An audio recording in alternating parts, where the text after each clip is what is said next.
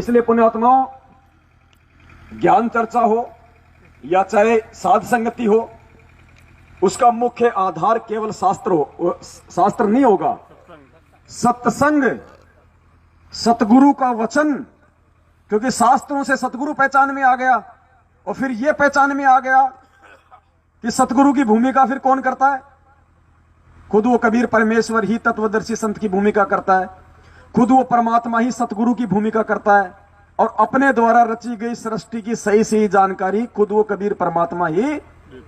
तो उसके बाद मोक्ष चाहने वाली आत्मा के लिए शास्त्र नहीं, सतगुरु के शब्द सर्वप्रथम होंगे, सर्वोपरि होंगे, और एक एक वचन को फिर वो मानेगा।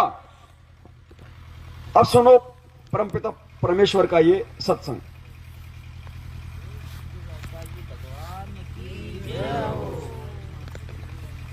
यानी परमात्मा आप और हमारे को भ्रमित होने से बचाने के लिए पुण्यात्माओं ये सारे संकेत छोड़ गए। सारे संकेत क्या बोल रहे हैं परमात्मा? मालिक ने ये नहीं कहा कि ज्ञान चर्चा के लिए तुम शास्त्र पढ़ो, सात संगति के लिए तुम शास्त्र पढ़ो। क्या दास ने कभी भी 7 वर्षों से आपको कोई गीता जी का श्लोक दिखाया, वेदों का श्लोक दिखाया? क्यों नहीं दिखाया? क्योंकि मेरे लिए सबसे बड़ा शास्त्र मेरे सतगुरु का वचन है, और मेरी बात को कोई माने या ना माने मुझे इससे फर्क नहीं पड़ता। मैं तो अपना शिष्य धर्म अदा कर रहा हूं।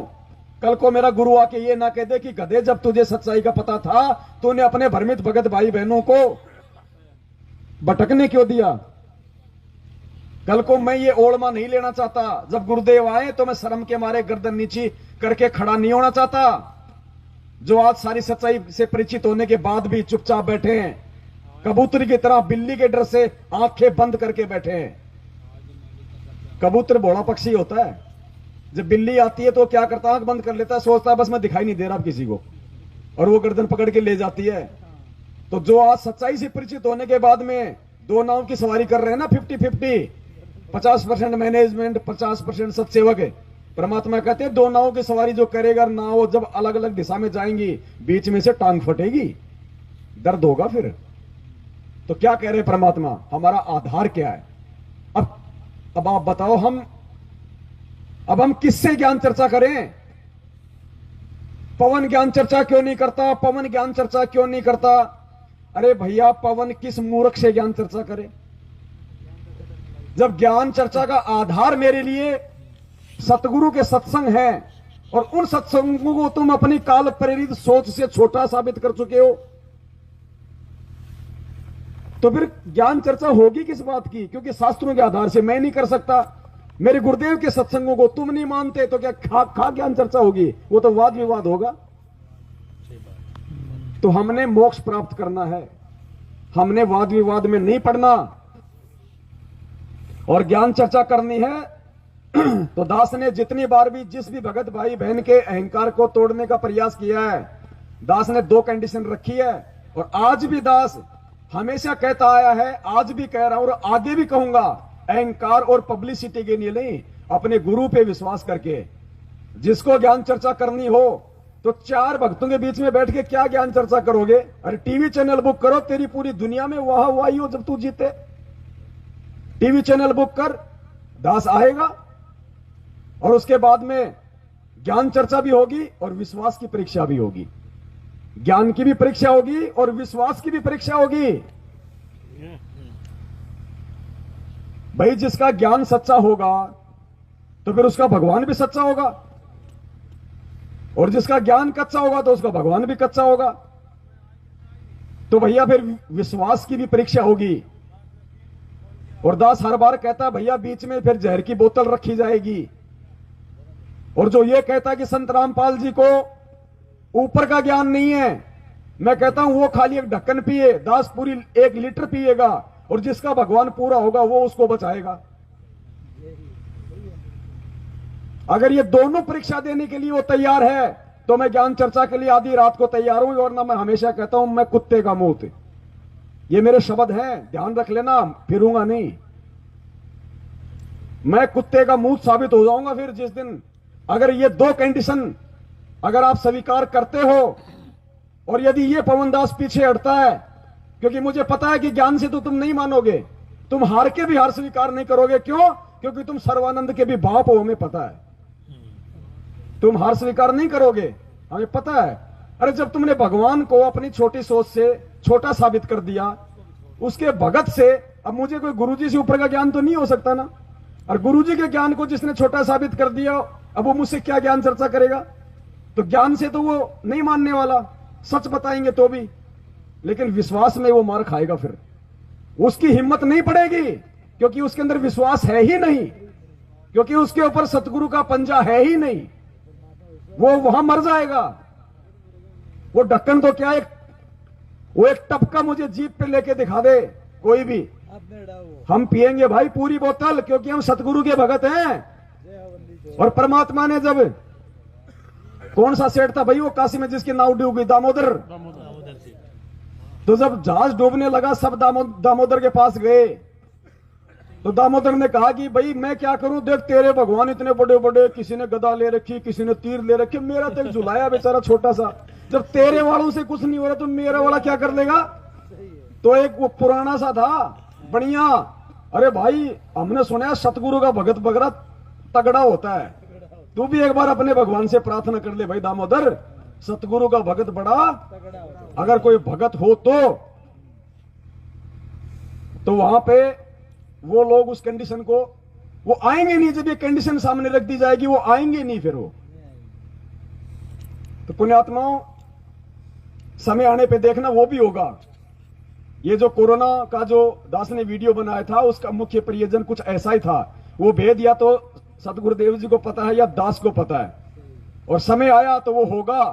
सारे संत महंत होंगे एक मंच पे, और या दास अकेला नहीं, ये जो सात संगत परमात्मा जो तैयार कर रहे हैं, ये सब जहर पीने के लिए आएंगे वहां पे। सतगुरु रामपाल जी भगवान की जय।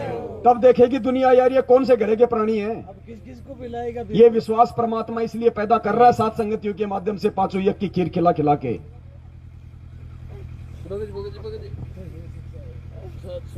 तो क्या कह रहे हैं परमात्मा, भगत के लिए असली शास्त्र क्या है? तो उसके बाद बताओ फिर हम इन अज्ञानियों से हम किस आधार पे ज्ञान चर्चा करें? हम तो विश्वास आधार पे कर सकते हैं भाई, रात के 2 बजे जगा लेना चाहे।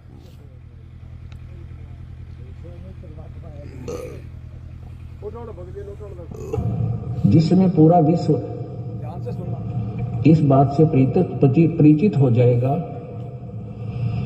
और संतुष्ट हो जाएगा कि ये दास जो बोल रहा है उसके एक शब्द में भी कोई कच्चापन नहीं है, कोई भी एक शब्द भी असत्य नहीं है।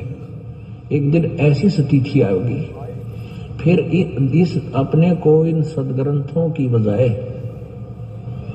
केवल परमेश्वर की अमर वाणी, सच्चिदानंद घन ब्रह्म की वाणी जो उनके मुखारविंद से उच्चारित है, केवल उसी की ही आवश्यकता शेष रह जाएगी। और फिर उसके आधार से उस परम पिता की हम रल मिलकर ऐसी महिमा गाया करेंगे जैसे पहले हम श्री कृष्ण जी की लीला सुनते थे। पूरा धन समुदाय, चाहे लाखों लोग इकट्ठे होते थे, जो भी वक्ता बोलता था श्री कृष्ण जी के बारे में सभी गर्दन हिलाते थे, हाँ जी हाँ जी, बिल्कुल सही, गदगद हो जाते थे कि श्री कृष्ण जी पूर्ण परमात्मा मानते थे।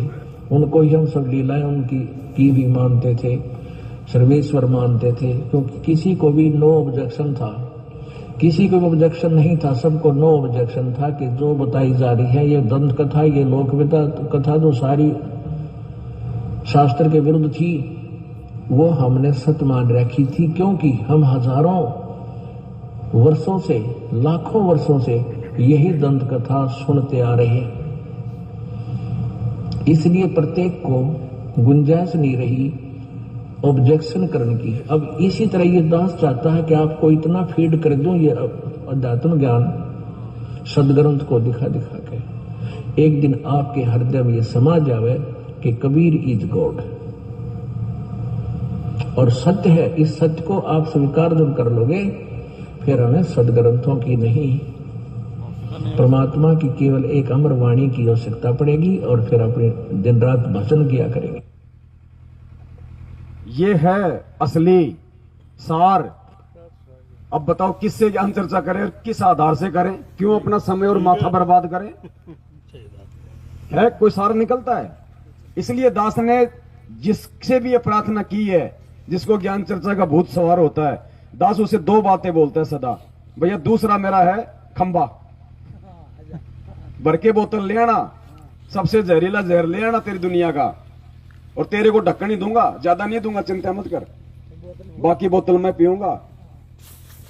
और ज्ञान और विश्वास दोनों की हो जाएगी परीक्षा।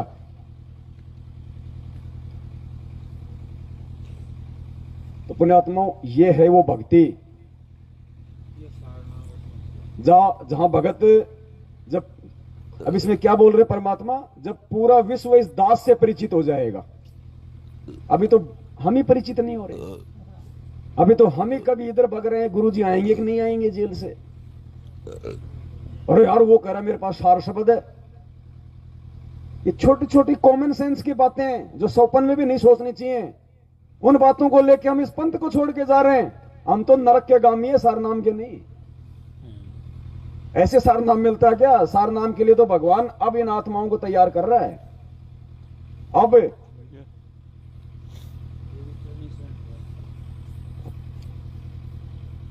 भगत जी पहले गुड़ खाएं या थोड़ा सा और मीठा हो लेते हैं? मालिक की दया से ये तो मीठा ही है।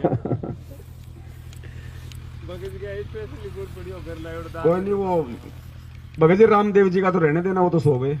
अरे अजय सो ना, अजय क्यों खड़े हो रहे? सो उनका वापस ले जाओ ना। अच्छा। उनका वापस ले जाओ। क्या भगत जी, उनका गुड़ वापस ले जाओ। चलो खिलाओ गुड़ तो खिलाओ भगत जी को। अगला टाइम निकल गया। चलो पहले थोड़ा खाई लेते गुड़ आराम से, है ना? आपको नींद आ रही है? हाँ, सेवा चल रही होगी चाहे राम की भी। हाँ दया परमात्मा की।